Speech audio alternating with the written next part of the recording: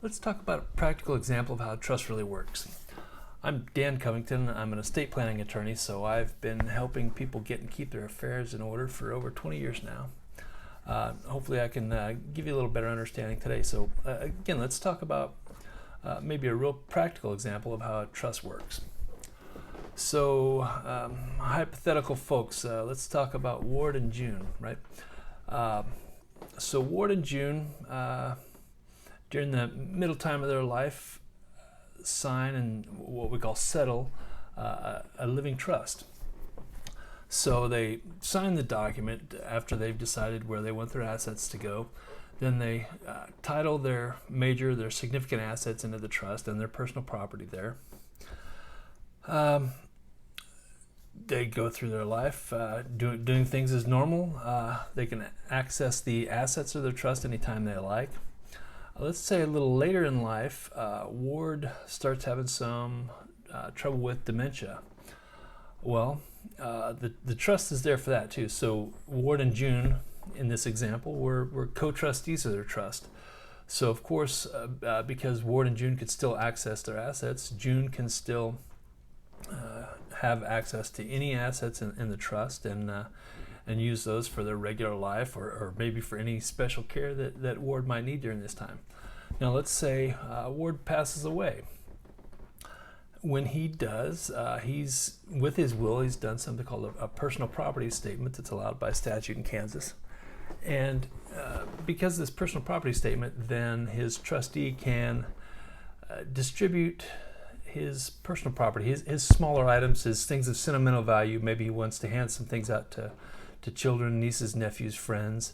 That can be done without any court involvement, without any attorney involvement. The trustee, maybe June, just can hand those things out according to the directions Ward left in his personal property statement.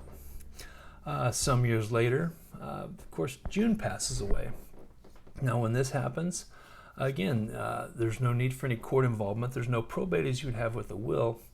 When June passes away, then the ultimate distribution of their assets kicks in, and maybe their trust assets are simply divided among their children. Maybe their home is first offered to their children. Maybe they could, in essence, buy one another's share out. You've heard of that in an estate kind of setting before. Or maybe the home is actually sold and the proceeds are divided among the children.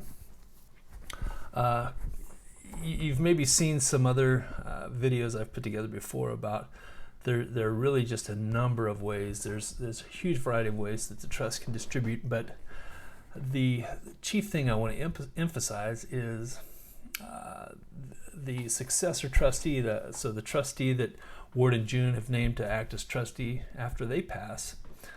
This person is going to look at the directions in the trust. They're going to distribute the assets from the trust by writing check, by signing deeds, by assigning or conveying accounts. And all this is done without any court involvement, without any probate, publication, all that stuff. It's a real simple matter. So just hopefully this kind of helps out. A trust can seem pretty involved when you're not someone who deals with them every day like myself. But it really is a simple thing, and it's a great thing because it ends up working easily. It does so without probate, and it's a very flexible document. Of course, during your life, you can Ward and June, after they signed their trust, a couple years later, could have said, we want to make a small change, and that's a real simple thing to do too. Your trust is never set in stone usually until one of you passes away. So hopefully, looking at a real practical example helps with the understanding today. Again, I'm Dan Covington. You can always find me at Estate Plan Kansas, and I can always help you out with estate planning, with getting and keeping your affairs in order.